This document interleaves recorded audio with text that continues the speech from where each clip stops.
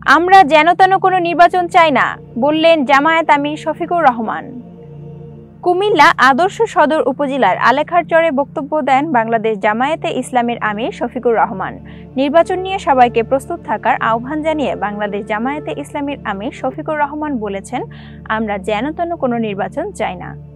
আজ শনিবার সকাল 7:15টার দিকে ফেনীতে যাওয়ার পথে ঢাকা-চট্টগ্রাম মহাসড়কের কুমিল্লা সদর দক্ষিণ উপজেলার পদুয়ার বাজারে এক পথসভায় এ কথা বলেন তিনি।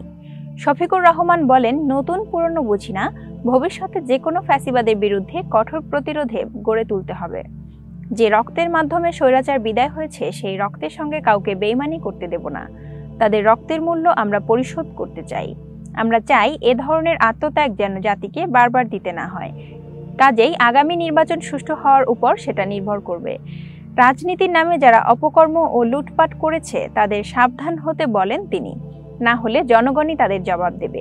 এর আগে আজ সকাল 7টার দিকে কুমিল্লা আদর্শ সদর উপজেলায় আলেখারচর আরেকটি পথসভায় জামায়াতের আমির বলেন, দীর্ঘদিন প্রত্যাশা একটি সুষ্ঠু নির্বাচন। আমরা 14, 18 এবং 24 মার্কা নির্বাচন চাই না। এ ধরনের কিছু আলামত লক্ষ্য করা যাচ্ছে। যারা এ ধরনের অপকর্মের চিন্তা করছেন তাদের জন্য আমাদের স্পষ্ট বার্তা, মানুষ রক্ত দিয়ে পরিবর্তন এনেছে, আবার প্রয়োজনে রক্তের বিনিময়ে পরিবর্তনকে সফল করব। এক্ষেত্রে এই জাতি কাউকে কোনো ছাড় দেয়নি, আমরাও দেব না। চাঁদাবাজ মুক্ত, দখলবাজ মুক্ত সমাজ গড়ে তুলতে আল্লাহর আইনের বিকল্প নেই বলে উল্লেখ করেন তিনি। কুমিল্লা মহানগর জামায়াতের আমির কাজী দ্বীন মোহাম্মদ সভাপতিত্বে দুটি পথসভা সঞ্চালন করেন মহানগরের সেক্রেটারি মাহবুবুর রহমান। এতক্ষণ বার্তা বৈঠকের সাথে থাকার জন্য ধন্যবাদ।